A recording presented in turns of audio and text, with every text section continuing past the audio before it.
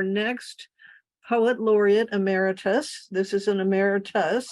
Ron Smith is a Virginia Poet Laureate Emeritus from 2014 to 2016.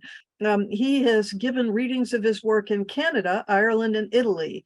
So we're lucky he's in the States this week. I'm going to read two poems, brand new poems. The first one is a biography sort of poem. It's called Sleepover. From the hill, she watched Dresden burn. No one screamed. No one even whispered. Never remembered leaving the bed, everyone in pajamas. Not quite dreaming, she would dream her dumb luck for the rest of her life. Dumb, maybe, as the GI she met and married after the war. Soft-spoken, he turned out not to be dumb. Just her luck, she thinks, like all luck. From the first murderers grabbing the stone that happened to be closer, sharper than the one his brother had taken, one fatally slow step to begin to lift. Voiceless, her throat paralyzed for a week. When her accent came back, it was stronger. 2 children with no German at all, and now she'd lost him. Fervent, gentle Yank she'd seduced into saving her from whatever happened to her friend and the friendly folk on the hill. She never checked, never looked back. Dutiful wife, fully American, no matter what you say about her accent.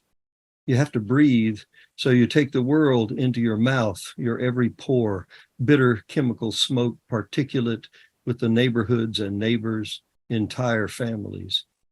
Even as you breathe them in, you tried to spit them out. A long lifetime of burning dreams in the dark air under her bare floating feet. And finally, here you are, compounded of your innocent self and all the blame and blamable you couldn't help taking in. Numb, terrified faces of Jews at your door, or Nazi friends whose eyes you still hope you'll never see in the mirror. Flat, cold voices you hoped never to hear come out of your jaunty husband's mouth, and never did, though often, too often, the rasp and croak like some procaine somnambulist gargling broken glass came from your own. Procaine is an anesthetic that dentists use. And this is the last poem I'll read. It's called August 3rd. After 20 horrific minutes, I think she is trying to tell me to put on her shoes. I put on her shoes, laying the Velcro firmly into the mesh of the Velcro. If you had pointed to your feet, I say, I would have known. I did, she shrieks, but does not say. No, I say, you were pointing to your legs, keeping it simple, not saying thighs. I demonstrate, slapping both my thighs fiercely with her ferocity, enjoying the sharp sting. No, she actually says, shaking her head, flinging the tears from her eyes. No. Yes, I say, you kept indicating your legs, not keeping it simple now, saying, gesturing. Whatever you say, she wails. Whatever you say, she wails again, not saying. But I know what I did. It's hard enough already, but when I do point to my feet and you don't see it, when I do get it right and you don't understand, I can't stand it. I can't breathe. I can't live. I am kneeling before her. I put my hands on her knees.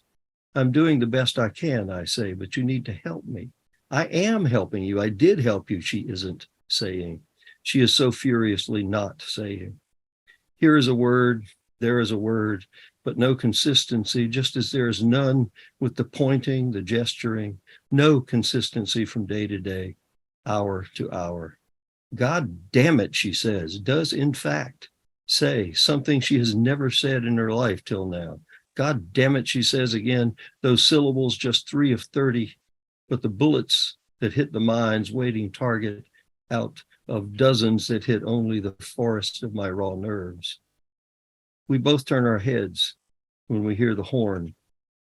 I walk her through the dark garage to the van. The boy is smiling again today, a year younger than he was yesterday. His face, her face is indecent in the sunlight, the way it sags. How are you? He says, and she half smiles like a shy girl. Never better, she says, and does not say, cannot say. I wave as they back down the driveway. Her eyes do not accuse me now. Her eyes are kind, soft, even amused. I wave, and she waves back, smiling with a serenity that is worse than any curse. Wonderful poems, and I'm so glad you could be with us tonight.